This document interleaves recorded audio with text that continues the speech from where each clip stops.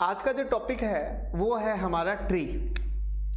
Tree और graph को अगर हम लोग समझना चाहते हैं तो हम एक डायग्राम से मैं आपको बताता हूँ। जैसे मान लीजिए मैंने एक डायग्राम ये बनाया और इसी तरह से एक डायग्राम और मैं बना रहा हूँ और ये मैंने डायग्राम बना लिया। अब ट्री का मतलब कई बच्चे जो सोचते हैं वो ये सोचते हैं कि भाई इस तरह से अगर कोई शेप है तो वो ट्री है, लेकिन मैं उनको ये बताना चाहूँगा कि ये भी ग्राफ है और ये भी ग्राफ है। मतलब ट्री का मतलब यही होता है।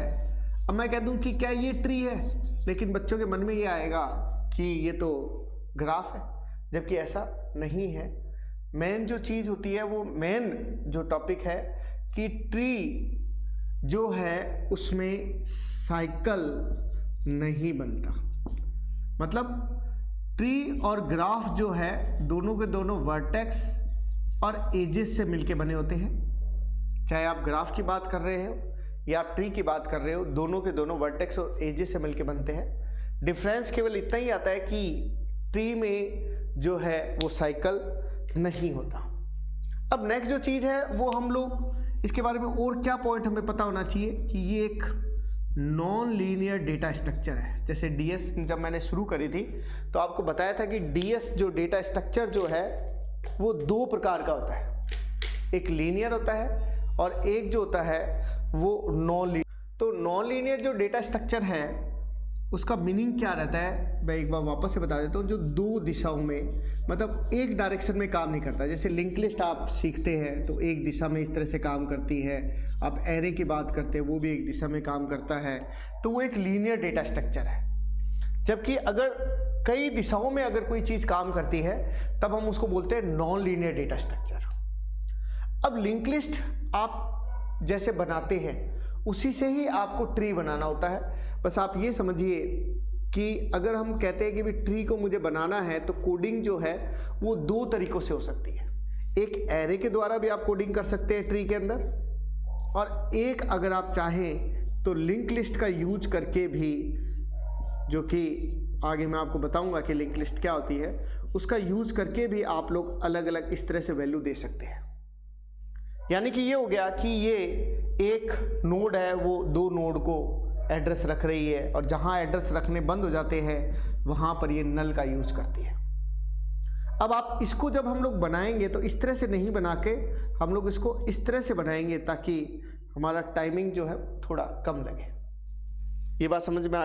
अब हम लोग बात करते हैं ट्री की टर्मिनोलॉजी की।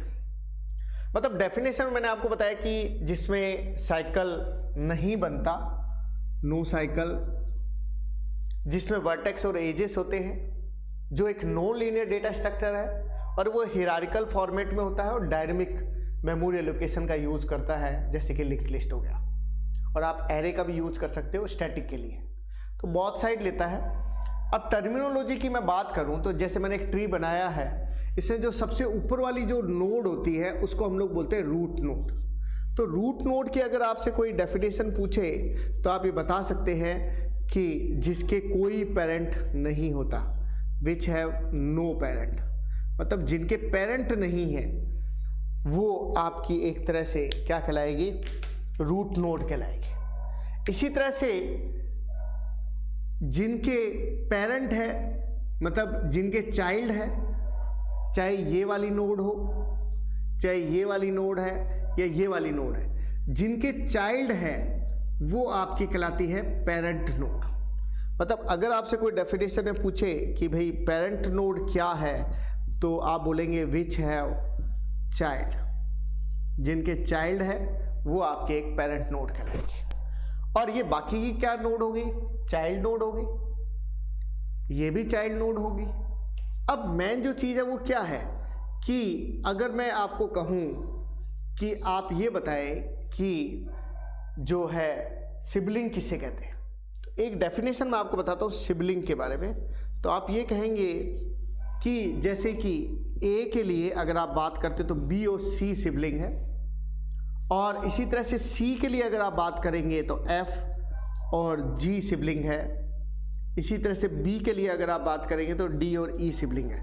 मतलब अगर मैं डेफिनेशन की बात करूं कि सिबलिंग किसे कहेंगे, यानी कि सिबलिंग हुआ विच हैव सेम पेरेंट, मतलब जिनके दोनों के दोनों पेरेंट जो है वो सेम होंगे, उसे हम लोग बोलेंगे सिबलिंग। अब आपको कोई कहे कि मुझे ये बताए कि सेम जनरेशन नोड क्या होती है, सेम जनरेशन नोड क्या है।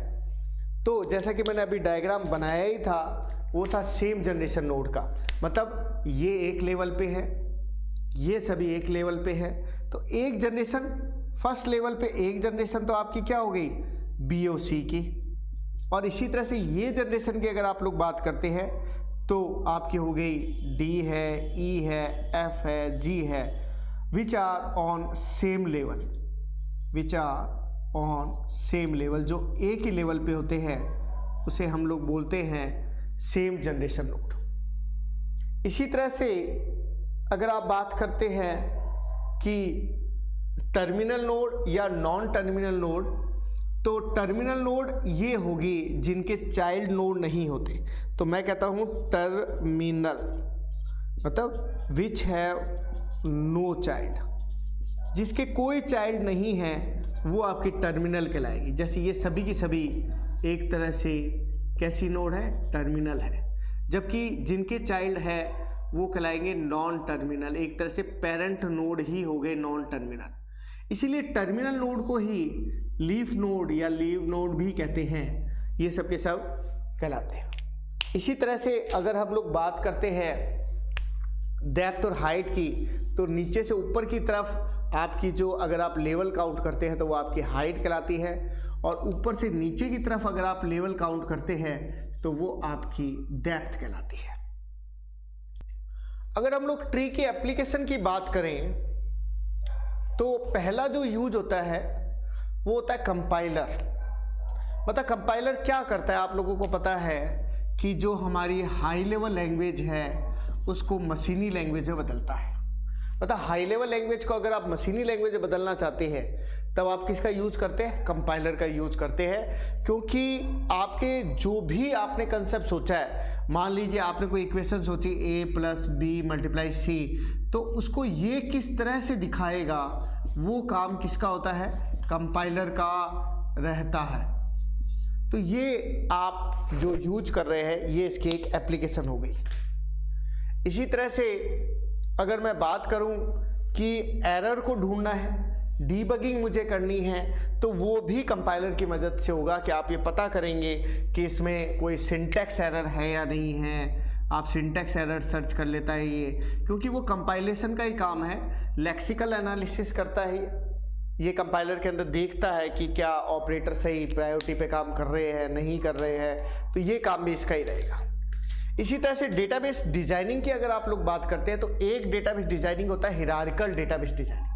उसमें आप जो भी डेटाबेस डिजाइन करते हैं उसमें अलग अलग डेटाबेस की कनेक्टिविटी हिरार्किकल रूप से, जिसको हम बोलते हैं हिरार्किकल डेटाबेस, वो भी इसका ही एक प्रकार आपका रहेगा। इसी तरह से नेटवर्किंग में आपने ट्री टोपोलॉजी पढ़ी होगी, तो ट्री टोपोलॉजी भी इसी का ही एग्जाम्पल है, जिसमें आप लोग एक नोड को, एक कंप्यूटर को आगे कई कंप्यूटर से जोड़ते हैं। इसी तरह से ऑपरेटिंग सिस्टम में भी आप लोग ट्री का उपयोग लेते हैं। इसी तरह से अगर आप बात करते हैं टू वे डिसीजन जो होता है कि भाई मुझे इस पोजीशन का डिसीजन रिजल्ट ये लेना है या ये रिजल्ट लेना है, मतलब बहुत सारे MIS सॉफ्टवेयर होते हैं मैनेजमेंट इंफॉर्मेशन सिस्टम के, वहाँ पर भी हम लोग इसका यूज करते हैं टू वे डिसीजन लेने के लिए। EIS हो गया, ये सारे मैनेजमेंट के सॉफ्टवेयर होते हैं, वहाँ पर भी इसका यूज लिया जाता है। इसी तरह से आपको जैसे मैंने स्टैक में बताया था प्रीफिक्स पोस्टफिक्स कन्वर्जन, वो सेम कन्वर्जन आप इसके द्वारा भी कर सकते हैं। जैसे अगर आप कहेंगे भाई प्री ऑर्डर है तो ये +AB लिखा जाएगा, अगर पोस्ट फिक्स बनाना चाहे तो आप इसको पोस्ट फिक्स में भी कन्वर्ट इसके द्वारा कर सकते हैं। इसी तरह से अर्थमेटिक कैलकुलेशन, जैसे मान लीजिए ये तो संख्या नहीं है, अगर हम संख्या को लेकर भी अगर वर्क करना चाहें तो जैसे मान लो मल्टीप्लाई हो गया, इधर 6 हो गया, इधर 7 हो गया, तो अर्थमेटिक एक्सप्रेशन में भी ये यूज में आ सकती है रिजल्ट का आउटपुट बताने के लिए।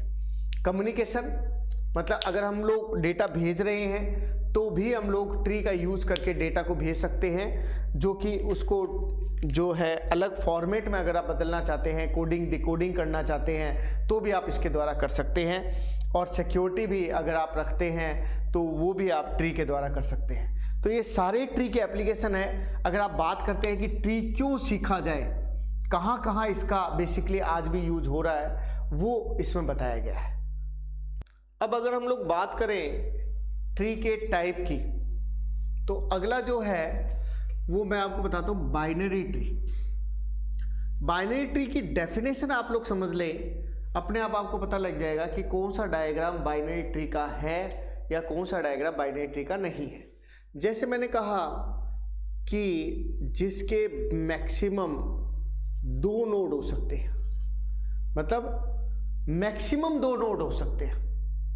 इसका मतलब क्या हुआ, इसका मतलब क्या होगा वो आप खुद समझ जाएंगे कि मैं क्या कहना चाह रहा हूँ, कि कौन से बाइनरी ट्री है या कौन से बाइनरी ट्री नहीं है। ये कुछ डायग्राम मैं आपको बना के बता रहा हूँ कि इसमें से कौन से बाइनरी ट्री नहीं है और कौन से बाइनरी ट्री है। जैसे ये मैंने डायग्राम बना दिया, तुम्हारे अकॉर्डिंग आपको कहा कि जिनके मैक्सिमम 2 नोड हो, जिसके मैक्सिमम 2 चाइल्ड नोड हो, इसका मतलब ये भी बाइनरी ट्री है, ये भी बाइनरी ट्री है, ये भी है, ये भी है, ये भी है, लेकिन ये बाइनरी ट्री नहीं है क्योंकि इसके 2 से ज़्यादा नोड है।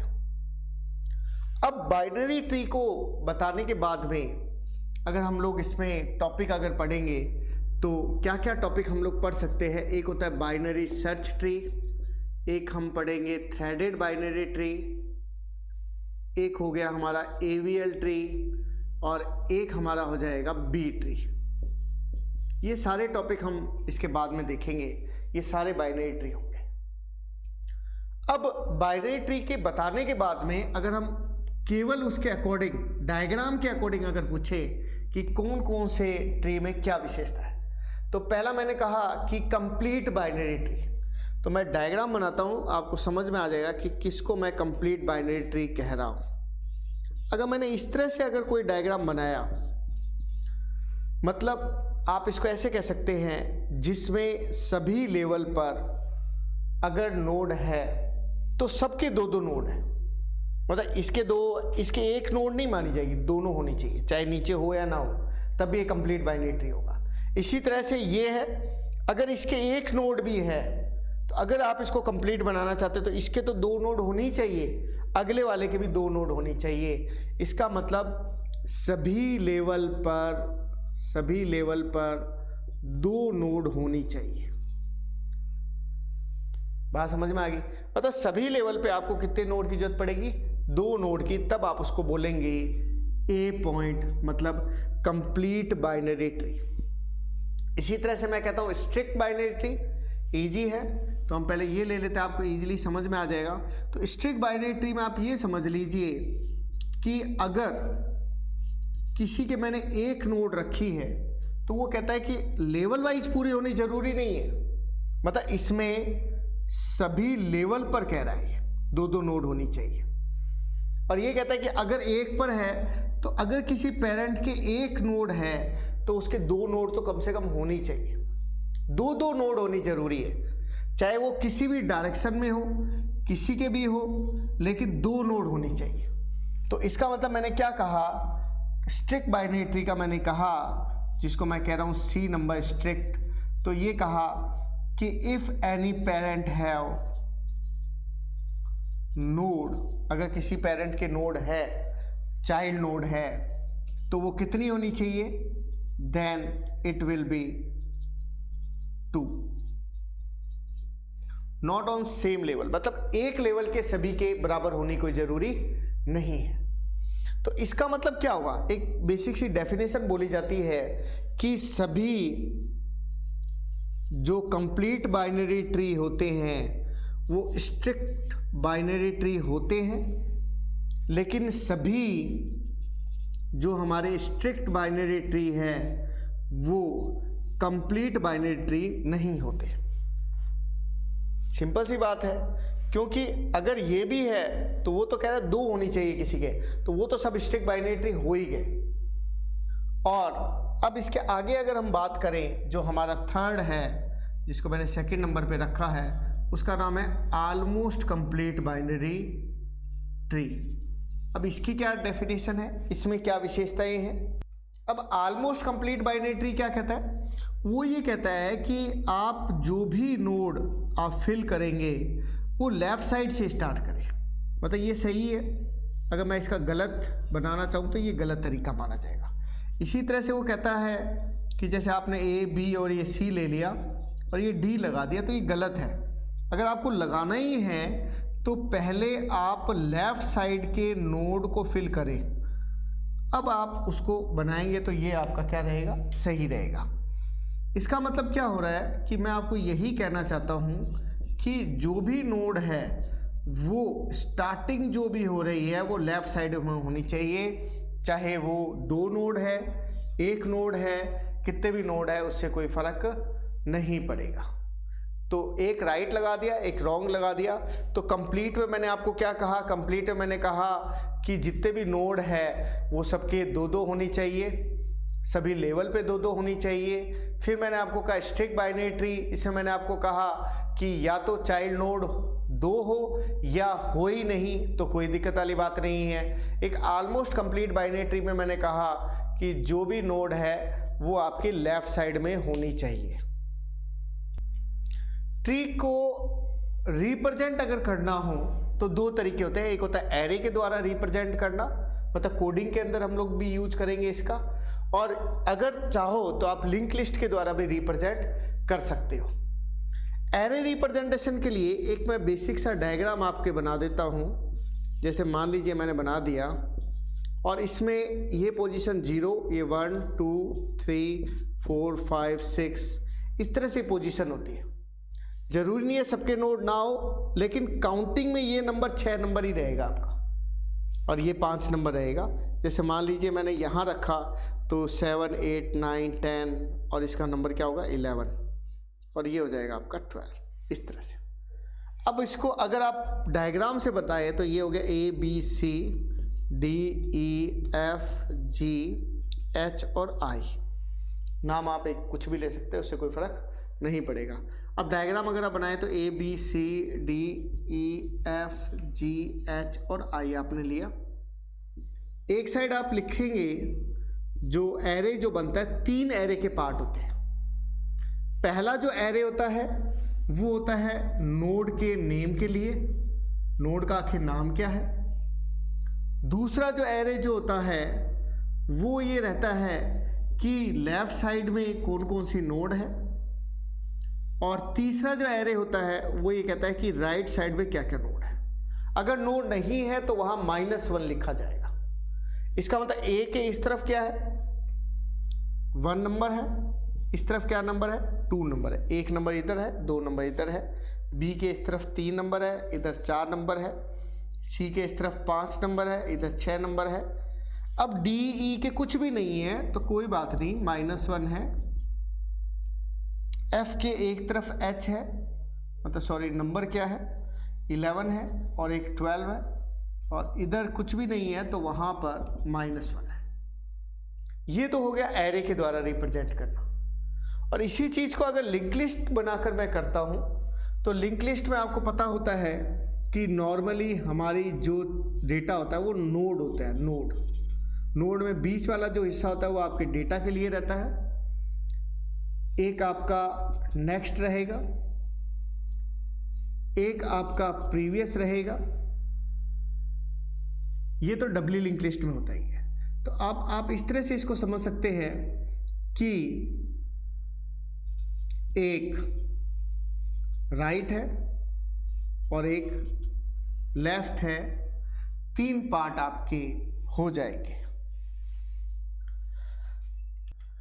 अब इसको अगर नोड के द्वारा अगर हम लोग बताना चाहें तो एक इस तरफ एक पाथ रखा जाएगा। जैसे मान लीजिए ए है इसने इधर एक बी नोड को रखा हुआ है। इसी तरह से इस तरफ अगर बात करें तो सी है, और जहाँ कुछ नहीं है वहाँ पर ये नल रखेगा। और इसी तरह से अगर किसी तरफ कोई नोड है, जैसे ये नोड मैंने बनाया है और इसका नाम मैंने रख दिया है ई, अगर इसके दोनों तरफ कुछ भी नहीं है तो यहां पर नल रहेगा। अगर मान लीजिए सी के इस तरफ भी कोई नोड है तो वो इस तरह से बनाई जाएगी, और जहां दोनों तरफ कुछ नहीं है, जैसे कि मैंने डी बनाया है तो डी के दोनों तरफ कुछ नहीं है तो ये नल रखेगा। तो मतलब एक लिंक लिस्ट के द्वारा आप उसे रिप्रेजेंट कर रहे हैं, जिसमें नोड है, लेफ्ट पार्ट है, राइट पार्ट है और डेटा पार्ट।